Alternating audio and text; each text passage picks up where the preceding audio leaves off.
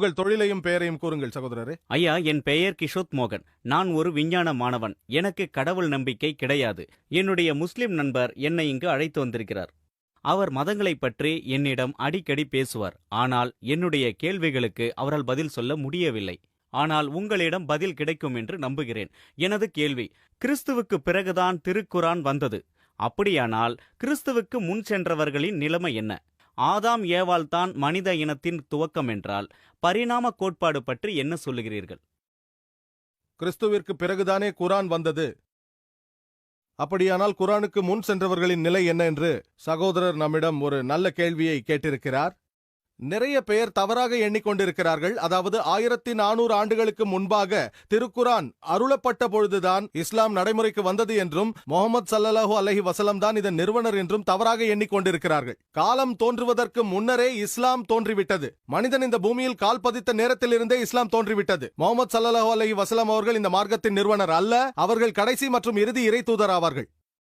மேலும் இஸ்லாத்தை பொறுத்தவரையில் நாம் எல்லா இறை தூதர்களையும் நம்பியாக வேண்டும். 1,24,000 இறை தூதர்கள் இந்த பூமிக்கு வந்ததாக நமது அன்புக்குரிய முஹம்மது ஸல்லல்லாஹு அலைஹி வஸல்லம் சொல்கிறார்கள். அதில் 25 தூதர்களின் பெயர்கள் திருக்குரானில் குறிப்பிடப்பட்டிருக்கிறது. ஆதாம், நோவா, ஆபிரகாம், ஈசாக்கு, மோசே, இயேசு, முஹம்மது, அனைவருக்கும் சாந்தி உண்டாகட்டும். திருக்குரான் அருளப்படுவதற்கு முன்பு அந்த காலகட்டத்தில் வாழ்ந்த இறை தூதரை நம்ப வேண்டும். அதனால்தான் நான் சொன்னேன், இயேசு கிறிஸ்து அவருக்கு சாந்தி உண்டாகட்டும். அவரை நம்பவில்லை என்றால் ஒரு முஸ்லிமாக இருக்க முடியாது. திருக்குரான் அருளப்படாத காலத்தை விட்டுவிடுங்கள். அருளப்பட்ட பிறகும் யாராவது ஒருவர் நான் இயேசு கிறிஸ்துவை நம்பவில்லை என்று சொன்னால் அவர் நிச்சயம் முஸ்லிமாக இருக்கவே முடியாது. கிறிஸ்தவ மதம் அல்லாது இயேசு கிறிஸ்து மீது நம்பிக்கை வைக்க சொல்லும் ஒரே மதம் இஸ்லாம் மட்டும்தான். இயேசு கிறிஸ்து அவருக்கு சாந்தி உண்டாகட்டும். அவரை நம்பியாக வேண்டும். முஹம்மது ஸல்லல்லாஹு அலைஹி வஸல்லம் அவர்களுக்கு முன்னால் வந்த இறை தூதர் இயேசு கிறிஸ்து அவர்கள். ஆகவே அந்த காலகட்டத்தில் இருந்த இறை தூதர்களை நாம் நம்பியாக வேண்டும். இயேசு கிறிஸ்து அவருக்கு சாந்தி உண்டாகட்டும். அவருக்கு முன்பாக மோசே இருந்தார். மோசே இருந்த காலகட்டத்தில் அவரே வழியும் ஜீவனும் சத்தியமுமாய் இருந்தார். மோசே அல்லாது வேறு எந்த வழியிலும் இறைவனை நாம் அடைய முடியாது. அதே போல்தான் இயேசு அவருக்கு சாந்தி உண்டாகட்டும். யோவான் சுவிசேஷத்தில் சொல்லப்பட்டதை போல அதிகாரம் 14 வசனம் 6 நானே வழியும் சத்தியமும் ஜீவனுமாய் இருக்கிறேன். என்னாலே அல்லாமல் ஒருவனும் பிதாவினிடத்தில் வரான் என்று சொல்லப்பட்டிருக்கிறது. இப்பொழுது முஹம்மது ஸல்லல்லாஹு அலைஹி வஸல்லம் அவர்களுடைய காலகட்டம். ஆகவே நபிகள் நாயகம் அவர்கள் தான் வழியும் சத்தியமும் ஜீவனுமாய் இருக்கிறார். அவராலே அல்லாது வேறு ஒருவனும் எல்லாம் வல்ல இறைவனிடத்தில் செல்லவே முடியாது. ஆகவே நாம் எல்லா இறை தூதர்களையும் நம்ப வேண்டும். எல்லா இறை தூதர்களையும், ஆதாம், நோவா, மோசே, இயேசு கிறிஸ்து, முஹம்மது, அனைவருக்கும் சாந்தி உண்டாகட்டும். அனைவரின் செய்தியும் ஒன்றுதான். ஒரு இறைவனை நம்புங்கள். அவனுக்கு உருவம் கிடையாது. அவனுக்கு சிலைகள் கிடையாது. அவனை மட்டும் நம்புங்கள். அவன் பெறப்படவும் இல்லை, அவன் பெறவும் இல்லை. அவனை மட்டும் வணங்குங்கள். இவர்கள் அனைவரும் மண்டியிட்டு இறைவனை வணங்க வேண்டும் என்று சொன்னார்கள். சில சிறிய விஷயங்கள் வெளிப்புறத்தில் வேறுபடலாம். ஆனால் ஏகத்துவத்தின் அடிப்படை செய்தியானது ஒரு இறைவனை நம்புங்கள், அவனை மட்டும் வணங்குங்கள் என்பதுதான். இதே செய்தியைத்தான் அவர்கள் முதல் இறை தூதரிலிருந்து கடைசி வரை சொல்லியிருக்கிறார்கள். சில சிறிய தகவல்கள் இங்கும் அங்குமாக வேறுபடலாம். திருக்குரான் அருளப்பட்ட பிறகு அதனால்தான் இயேசு கிறிஸ்து அவர்கள் சொன்னார்கள். யோவான் எழுதிய சுவிசேஷம் அதிகாரம் 16 வசனங்கள் 12 14 வரை. இன்னும் அநேக காரியங்களை நான் உங்களுக்கு சொல்ல வேண்டியதா இருக்கிறது. அவைகளை நீங்கள் இப்பொழுது தாங்க மாட்டீர்கள். சத்திய ஆவியாகிய அவர் வரும்போது சகல காரியத்திற்குள்ளும் உங்களை நடத்துவார். அவர் என்னுடையதில் எடுத்து உங்களுக்கு அறிவிப்பதனால் என்னை மகிமைப்படுத்துவார். இங்கு இயேசு கிறிஸ்து வரப்போகும் இறை தூதர் முஹம்மது ஸல்லல்லாஹு அலைஹி வஸல்லமை குறித்து பேசுகிறார். இயேசு கிறிஸ்து அவருக்கு சாந்தி உண்டாகட்டும் சொன்னார். இன்னும் அநேக காரியங்களை உங்களுக்கு சொல்ல வேண்டியிருக்கிறது. ஆனால் இப்பொழுது நீங்கள் அதை தாங்க மாட்டீர்கள் என்றார். எனக்கு பிறகு ஒருவர் வருவார், அவர் உங்களை வழி நடத்துவார் என்றார். நபிகள் நாயகம் அவர்கள் ஏன் முதலில் வரவில்லை என்று நீங்கள் என்னை கேட்கலாம். திருக்குரான் ஏன் முன்பாகவே அருளப்படவில்லை என்று கேட்கலாம். ஏன் 1400 ஆண்டுகளுக்கு முன்பாக அருளப்பட்டது, ஏன் 10,000 நூற்றாண்டுகளுக்கு முன்பாக அருளப்படவில்லை என்று நீங்கள் கேட்கலாம். நான் ஒரு மருத்துவனாக வேண்டும், நான் நேரடியாக மருத்துவக் கல்லூரிக்கு போகிறேன் என்று என் மகன் கேட்கிறான். அதற்கு நீ முதலில் நர்சரிக்கு போக வேண்டும், கிண்டர் கார்டனுக்கு போக வேண்டும், 1ஆம் வகுப்பிற்கு செல்ல வேண்டும், 10ஆம் வகுப்பிற்கு செல்ல வேண்டும். அதன் பிறகுதான் நீ மருத்துவக் கல்லூரிக்கு செல்ல முடியும். ஆகவே படைப்பாளனான எல்லாம் வல்ல இறைவனுக்கு மனிதர்கள் எப்படி முதிர்ச்சி அடைவார்கள் என்பது தெரியும். திருக்குரான் முதல் புத்தகமாக அருளப்பட்டு இருந்தால் மனிதர்கள் அதை புரிந்து கொண்டிருக்க மாட்டார்கள் என்பது அவனுக்கு தெரியும். மனிதர்கள் புரிந்து கொள்ளக்கூடிய சரியான தருணம் 1400 ஆண்டுகளுக்கு முன்பாக வந்தது. அதனால்தான் 2000 ஆண்டுகளுக்கு முன்பாக இயேசு கிறிஸ்து சொன்னார், அநேக காரியங்களை சொல்ல வேண்டி உள்ளது, அதை இப்பொழுது உங்களால் தாங்க முடியாது. எனக்கு பின்பாக ஒருவர் வருவார், அவர் உங்களை சத்திய மார்க்கத்தில் வழி நடத்துவார் என்று நபிகள் நாயகம் அவர்களை குறித்து சொன்னார். எது சரியான நேரம், எப்பொழுது எதை அருள வேண்டும் என்று படைப்பாளனுக்கு நன்றாக தெரியும். திருக்குரான் சூரா மாய்தா அத்தியாயம் 5 வசனம் 3 எல்லாம் வல்ல இறைவன் சொல்கிறான், இன்றைய தினம் நாம் உங்களுக்கு உங்களுடைய மார்க்கத்தை முழுமையாக்கி வைத்து என்னுடைய அருளையும் உங்கள் மீது முழுமையாக்கி வைத்து விட்டோம். உங்களுடைய இந்த இஸ்லாம் மார்க்கத்தை பற்றியும் திருப்தி அடைந்து விட்டோம். இதிலிருந்து எதையும் கூட்டவோ குறைத்திடவோ முடியாது. நபிகள் அவர்களுக்கு முன்னால் அவருக்கு முன்பாக இருந்த இறைத்தூதர்களை நம்ப வேண்டும். இப்பொழுது பரிணாம கொள்கையை குறித்த உங்கள் கேள்வியின் இரண்டாம் பாகத்திற்கு நாம் வருவோம்.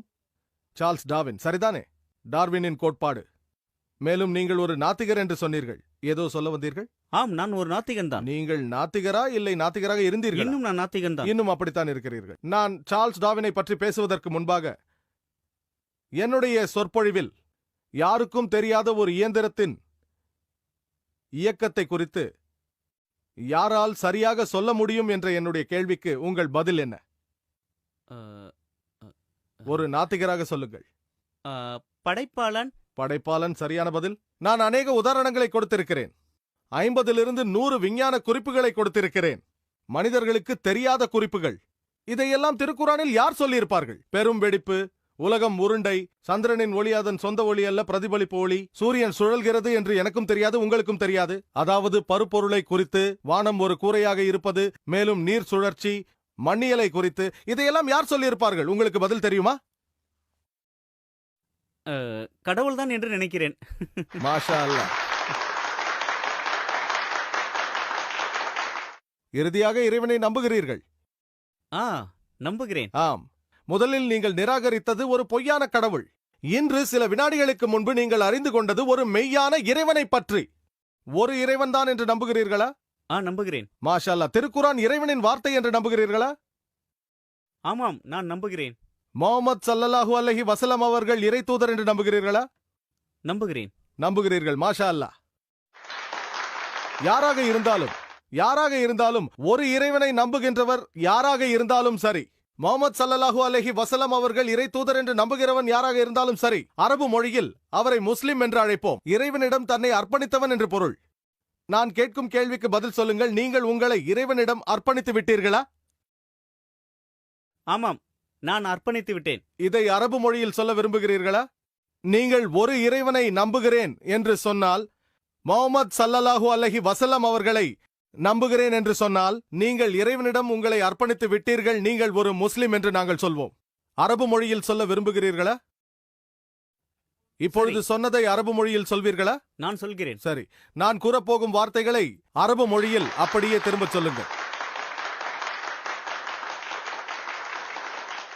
அஷ்அது, அஷ்அது, அஷ்அது அல்லா இலாஹா, அல்லா இலாஹா இல்லல்லாஹ், இல்லல்லாஹ், வ அஷ்ஹது, வா அஷ்ஹது அன்ன முஹம்மதன் முஹம்மதன் அப்துஹு அப்துஹு வ ரசூலுஹு, வா ரசூலுஹு. நான் சான்று பகர்கிறேன் அல்லாஹ்வை அன்றி வேறு இறைவன் இல்லை என்று. அல்லாஹ்வை என்று வேறு இறைவன் இல்லை நான் என்று சான்று பகர்கிறேன். நான் சான்று பகர்கிறேன். மேலும் முஹம்மது அல்லாஹ்வினுடைய தூதுவர் ஆவார் என்றும் சான்று பகர்கிறேன். தூதுவர் ஆவார் என்றும் சான்று மாஷா பகர்கிறேன். அல்லாஹ். நீங்கள் ஒரு முஸ்லிம் சகோதரரே. நான் அல்லாஹ் சுப்ஹானஹு வ தஆலாவிடம் பிரார்த்திக்கிறேன், இன்று நீங்கள் அல்லாஹ்வை ஏற்றுக்கொண்டுள்ளீர்கள். உங்களையும் எங்களையும் நேரான வழியில் நடத்திட அல்லாஹ்விடம் பிரார்த்திக்கிறேன். மேலும் நீங்கள் சொர்க்கத்திற்கு சென்றிட அல்லாஹ்விடம் பிரார்த்திக்கிறேன்.